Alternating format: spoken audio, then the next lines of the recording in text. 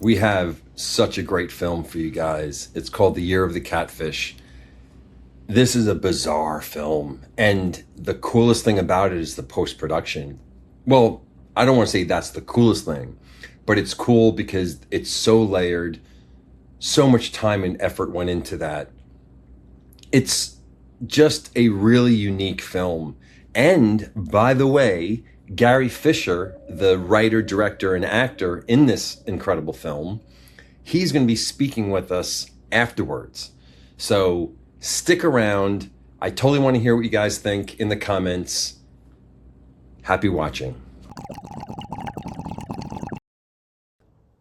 Hi everybody, and welcome to Year of the Catfish. Thank you all for being here. Years in the making, and so much preparation and hard work to bring you the most immersive and authentic music video experience possible. In the music, there's real playing, there's real singing, there's real dancing. So I'm so glad you're here watching it on this screen. So please enjoy yourself, as it was made for you, and it looks like it's starting.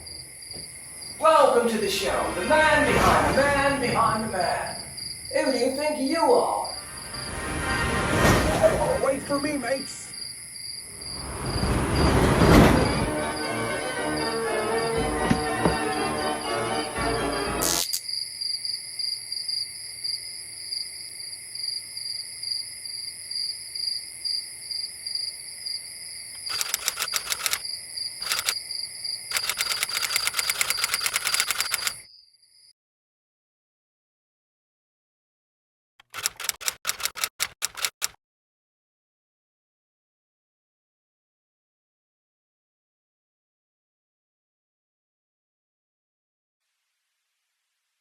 Benvenuto allo spettacolo. L'uomo dice l'uomo dice l'uomo. Godersi l'inganno. Faccia come se fosse in casa sua. It's a good essere.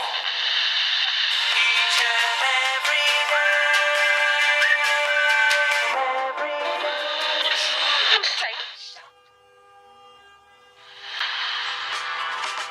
On a morning from a boat-yacht movie, you go strolling through the crowd like he was alive to play.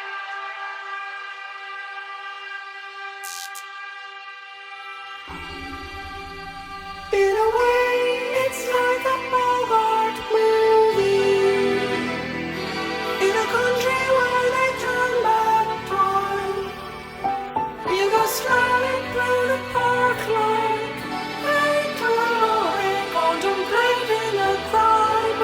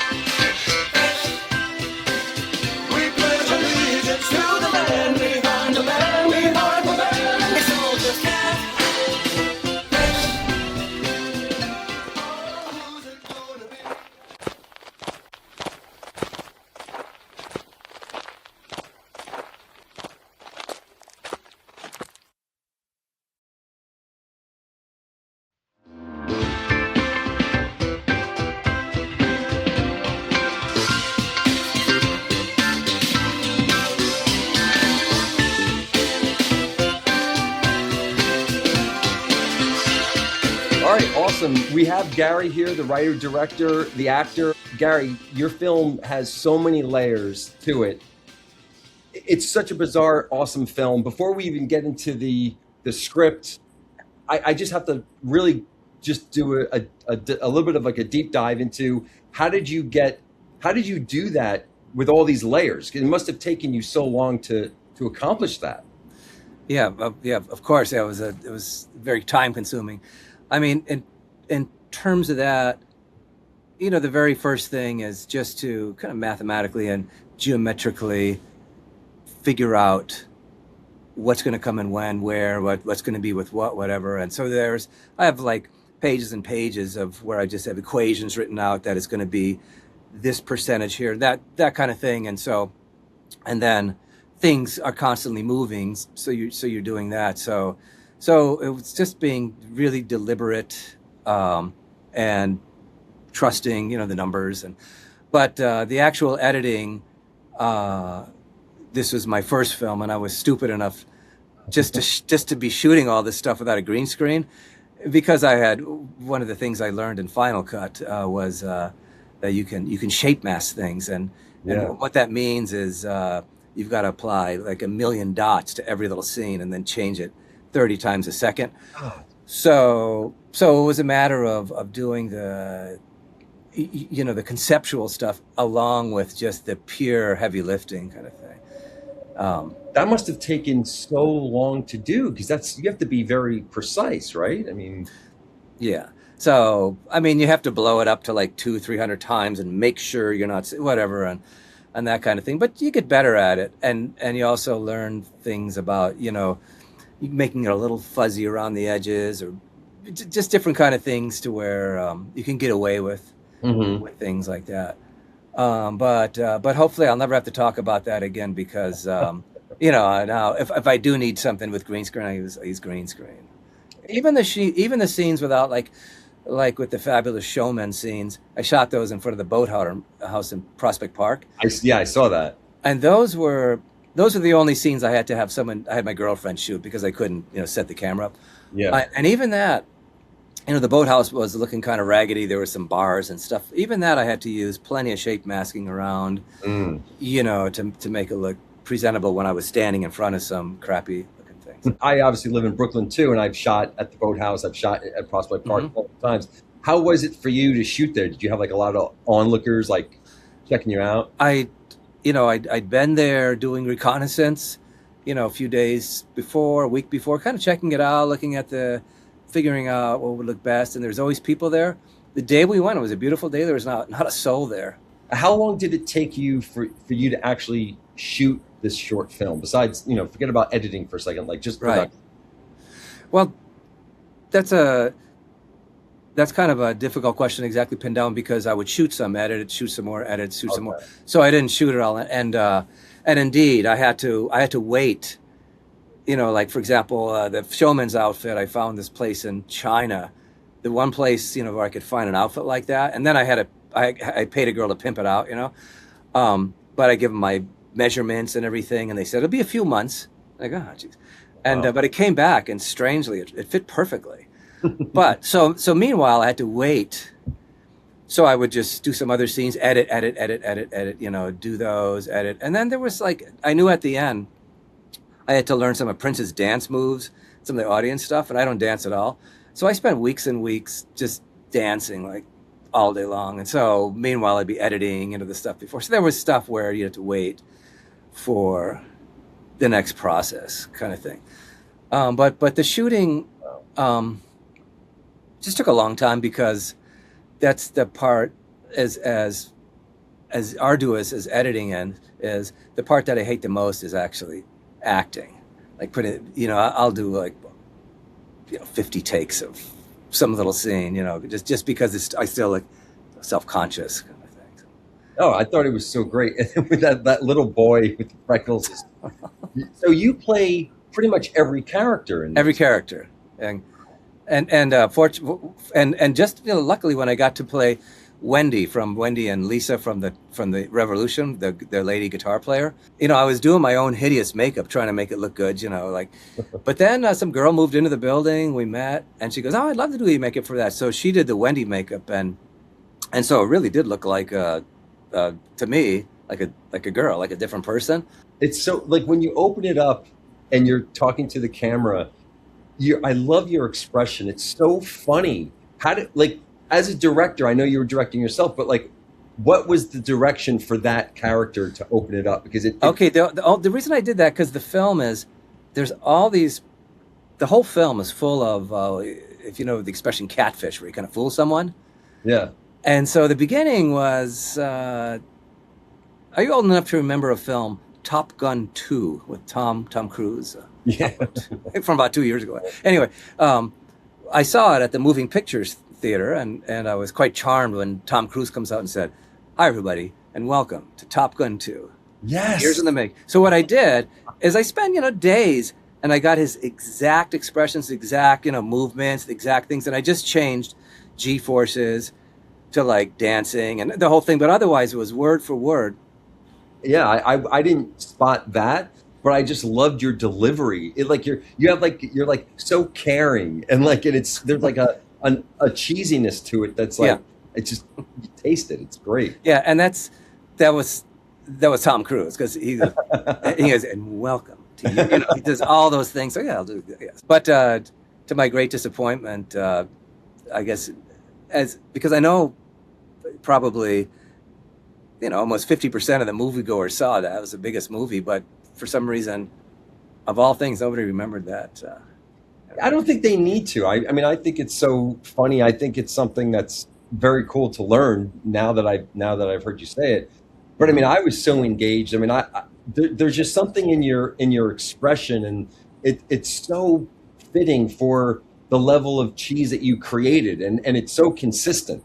And I think that a lot of people, they, other people that may not know how to make a film, they don't understand like how hard it is to do comedy, because it's not easy, and if and inconsistent, it can ruin it. So right, yeah. And also the film, the film starts out just completely crazy, and so I wanted to have something where it wasn't just like, what the fuck, like something settled. How'd you come up with the whole idea of this script? Because this is such an unusual, strange idea. I was a kid, but I remember the 80s, and I was really, and still am taken by the great music videos of the 80s. And the fact is if you take the music off of most of those videos, there's not much there. But the magical combination they had, like, everything just came together at the right time, created this, this kind of alchemy. So what I wanted to do was, first and foremost, write a song. I had a song in mind, and have it, because it's got, first of all, the song's got to be strong enough to where that's the main thing. And then the visuals, make the song kind of trippy, kind of that kind of thing. So to come up with that concept, it was, one of the people that really, really affected me and affected my music from the 80s was Prince. But specifically Prince and the Revolution. Like, as happens with music a lot, there will be just one magical combination, one magical era, and that was it. Because after that, Prince did a lot of great things, but to me, they never had that heart. It wasn't really Prince without the Revolution. That's why this really is not dedicated so much to Prince, but to Prince and the Revolution. So if you do know the Revolution, all the characters, I got their exact costumes and the whole thing. So the idea was, myself as a young boy, being taken by this, and being a musician, having the only reason you're an artist is you have somewhat of a showman in you. You're not going to be an artist without that. I mean, you have to get that out. And so even as you age and become more set in your ways, conservative, the showman remains there. And the showman is, in this case, a conduit, is kind of an avatar to bring Prince back for one last concert. So that's the general concept there. That's why you see the showman going towards, with the hat. And then it's, in Prince's blouse, with the hat, giving it to the little boy and the whole thing. And, and I'm not trying to, do a Prince mock-up, but I'm just just wearing white clothes, suggesting that it's channeling Prince, and then with his revolution behind me. So that was the basic idea there, in order to bring some meaning to the song. Now, did you have a script, an outline? I mean, like, how did you? Yeah, yeah. I scripted the whole thing. Okay. How many pages was your script? Do you remember? Like probably dozen on of yellow on each side. Okay. So you were like obviously writing a lot of description. A lot of specific, yeah, and movement, and for example with the showman, when you got to know exactly what you're doing. You can't just get up there and random, because I'm using a staff and all this kind of stuff. So even there, it's like moves this way, staff comes up this way, and then goes, to create like a little bit of poetry as it goes from the scenes. So those kind of things, and of course at home I worked over and over again. So when I got there, I didn't have to think about it and like that. So yeah, everything, even though there's no dialogue, certainly everything has to be scripted. That circus scene, in the beginning, I thought that was very well done. Technically, this film, there's a lot of effort that went into it, and I think there's a scene where one of the characters, like, it looks like the mouth is superimposed on one of the face. Like, there's so many layers. Right. That's when the showman is just getting ready to disappear, and then it turns into Prince, because when I shot it at the boathouse, I had my girlfriend shooting it with an iPhone, and it wasn't as distinct as it needed to be for who's it going to be that writes the writing on the wall. It's a very important phrase. So I just shot my mouth at home and put it in, and put my eyes in too. So it's. Yeah, and it looks a little creepier. But that's great. I mean, I was about to say, like, there's so many little things in this film that are so just weird, strange, unusual. And so was that your idea when you wrote the script? I mean, I can only imagine that a lot of the stuff, a lot of the magic happened in post-production, but maybe I'm wrong. Maybe you had everything written out and you shot it exactly the way it was. Like, how was that process? The image that I had in my head was pretty much how it turned out. Even if I had to spend 2 months on a 5-second whatever kind of thing. So it wasn't really like shooting, maybe I'll exploit this is doing that. It's like pretty much, exactly. And it kind of had to be that way because, like you said, there's a certain amount of layers and there's a certain amount of development that one thing is going to affect another. And you really embody every character. It took me a while to realize it was just you playing all the characters, just your facial expressions, and you really embody, each character. What was that process like? Because, obviously you're directing yourself. So, I mean. Right. Yeah. I mean, with the little boy, I'm thinking of, little Dickens era, and I kept, like little things like for that, I just kept the mantra in my head of a little boy saying, "Oh, mummy," keep that kind of like naive kind of like kind of thing, and then and as a man, just completely as just a more manly Dickens kind of thing. So I'm not playing towards the song. I'm not playing towards anything else except I'm a Dickens character. And obviously with the showman, the choreography, I think, really helps set the expressions and everything like that. Because as you're doing those, like as you're lifting that, you're gonna, if you do it with meaning, then that's going to set the tone for what your face is going to be, and because your body language is already written out, you're following that, and with the characters of the band, I actually literally did study Prince the way he put his finger out or he'd do that. So as much as I could, I did that, and I tried to stay fairly neutral with the facial expressions because I'm not going to compete with Prince's. Happy, sad kind of thing. But when with the other characters, they absolutely just did, like with the keyboard player, the doctor, Dr. Fink, just did exactly, what he did. The same thing except when I wink into the camera with the drummer.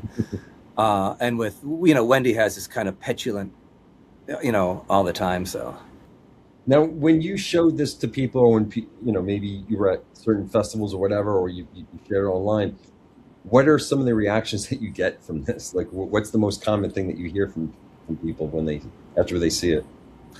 I mean, people have said that it was like being in a dream. Yeah, I guess people are astounded.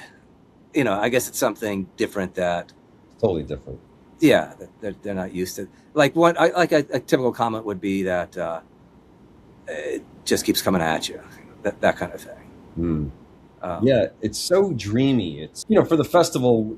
It was our first year. We're obviously going to do it again this year, but we only had a limited time of how many films we can play. of course. We got so many great films, and Yes. thankfully we still have the YouTube channel, which is great. But I mean, I would have loved to have screened every film live, but I mean, we just didn't have time. Just being part of it is so great, and also seeing some of the other films on your channel. Seeing things in there that make, as always, same thing with the festivals. Like seeing it on your channel is not like just seeing it randomly on the YouTube channel, because it's like part of the festival. Yeah. So I'm seeing it kind of with the same eyes as when I go to a festival, and you really, to me, you absorb things deeper, and you learn kind of more clearly, because it's an event rather than just. Yeah. Well, it's vindication. I think that's the importance of festivals, that depending on what you want to get out of a short film, a lot of people want to use it to make another film or a feature or whatever it might be. But when a festival, waves that welcome acceptance stick, now you can say, hey, we've been vindicated. People like our stuff, and it's not just me and my circle of friends. And so I think that is important, no matter how big or small the festival is. If someone else likes it, it's obviously there's an audience for it. Sure. And I think for finding an audience for this kind of film, I love super weird stuff, and I think that not enough people. A lot of people want something more mainstream, and I'm so bored and sick and tired. I think it's so important to not only make this kind of stuff, but to also appreciate it, see it, and showcase it. And so, was that like a thought in your head when you're thinking of this crazy, obscure idea? Were you thinking, well, maybe I should do something that's a little bit more mainstream? Like what gave you the confidence to say, no, I'm going to tell this story? To make this film, I wasn't thinking about, audience or mainstream. All I was thinking about was a tribute to Princeton Revolution. And the one thing that I was thinking about as an audience is, if I saw this, because I'm a huge fan of the Revolution, I would be delighted, because all throughout there's all these little references. If you know that, that band. So it really was geared towards fans of Princeton Revolution. And I thought that there would be enough people, still alive, that are, because at the time, if you were a fan, like many fans were like extremely passionate. Yeah. It's like, I would say the musician that people are the most passionate about, not the most popular. Now you said that this was your first film? Yeah, this is the first film that I sat down, I'm going to do a film. Wow. And so that's why I said when the pandemic hit, I then took a bunch of online courses for Final Cut, just for months, just really, really was patient with that. Got it to where I pretty much had it mastered. And then meanwhile was, recording the song, singing, I mean, even that takes a long time for me. So when you learned Final Cut, you said that did you go to BRIC at all? BRIC? Their classes are like really either free or super cheap. I didn't know about that. I went online. I paid a few $100. It wasn't that much for a couple of different courses that started from the beginning, and But that's good to know about. I should know. About they're. I mean, I wish they were a sponsor of us. Maybe one day they will be. But they're amazing. I've learned so much through them. Okay, that's great. So I'm gonna look at it, because there's many aspects of filmmaking, and so that's great. So BRIC. Yeah. It's right here in not Fort. Is it Fort Greene? I think it's in Fort Greene. In any event, but they're amazing. And if you make they have obviously their public access channel, and they're always looking for stuff to put on their channel. But the cool thing about their Adobe Premiere classes is that they have a basic class, which obviously you wouldn't have to take. Then they have a more advanced class, and the way that they do that is you tell the teacher what you want to learn, and then they'll go over that. And just I got to do that. Yeah. yeah, having a teacher that, because I mean it's always changing, which is good and bad at the same time.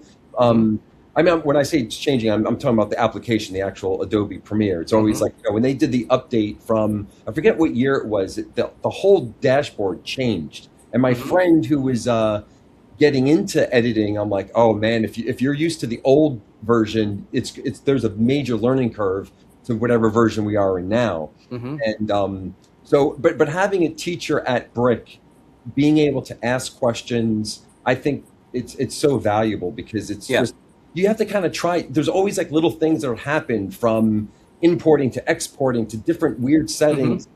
It can get maddening.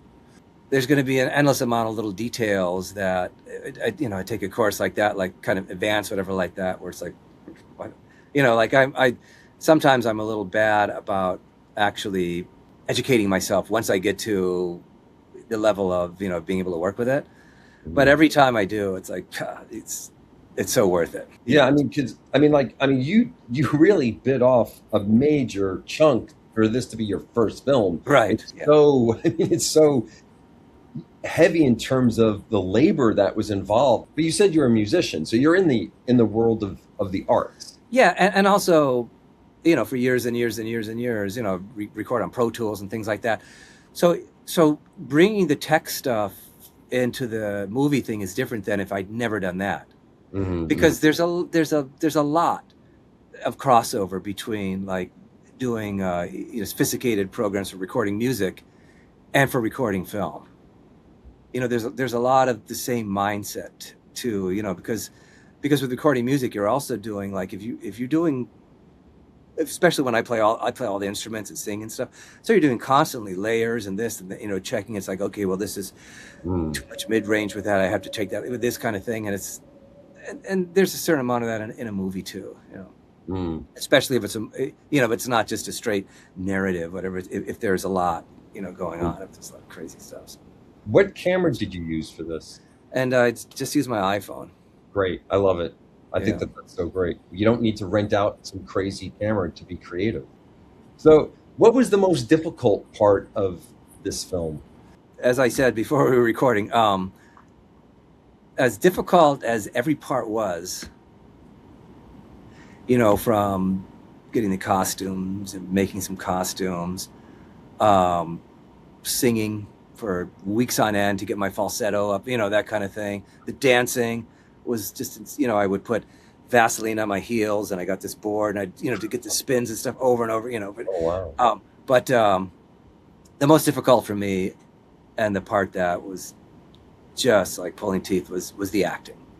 I would do like a scene where maybe I'd be facing the audience, singing or something, doing one little thing over and over again, like till 4 a.m. I'd fall asleep, wake up 3 hours later, and in makeup, continue, until I got that. And because, to me, it had to look committed. It had to look like it wasn't me. It was the character that I was doing.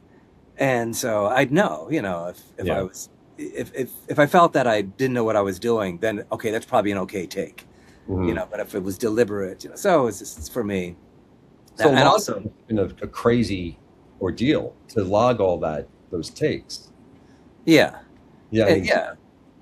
That's so that must have obviously added a lot of time to the editing. But logging, I can't in editing. I hate logging. It's like the worst. Yeah.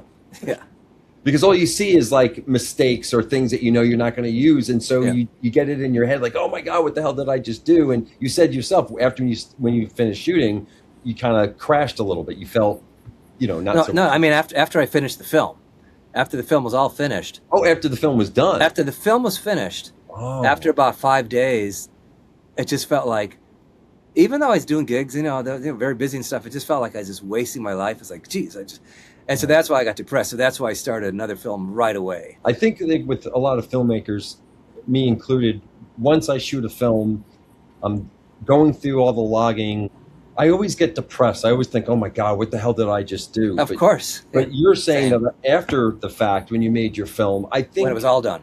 yeah, I mean, I think there's a lot, filmmakers, I don't think talk about this enough, but you do, obviously filmmaking is a lot of lows and highs, especially as a freelancer, but just emotionally, you're putting your soul out there and having an idea is easy. Putting it on paper, editing it on Adobe Premiere and actually showing it, that's a whole other thing. That, the gloves are off, there you are exposed. And I think that there's sort of, it's very easy for people to get depressed about that. The reason I got depressed wasn't about the film that I did. It was about that when I finished, then I was spending my days not doing a film. So I just felt like I was completely wasting my time, like every day. And it's like, God, that's why I had to start a film right away. So it wasn't about, but no, of course, like this film that I just did, when I started looking at it, even before, as I'm shooting it, most of the time you're thinking like, stupid, kind of thing.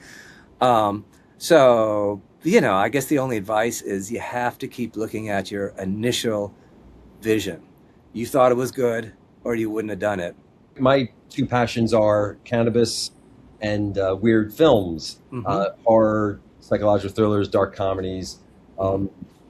So have you ever smoked a joint? Or have you ever delved into the cannabis world? Yeah, if I wasn't, I was shooting, I had to reshoot some scenes as myself as Michelangelo's David today, all day. Otherwise, I specifically was going to make a point of going and getting one of these marijuana cigarettes you speak of.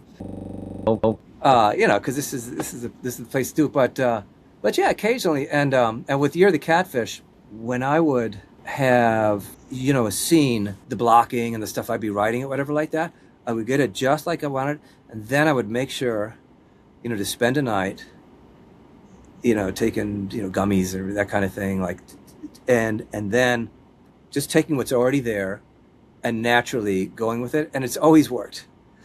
It does. It sort of like lets you enjoy the process. And it lets you, for the first time, enjoy what you did. You look at it as a little different person.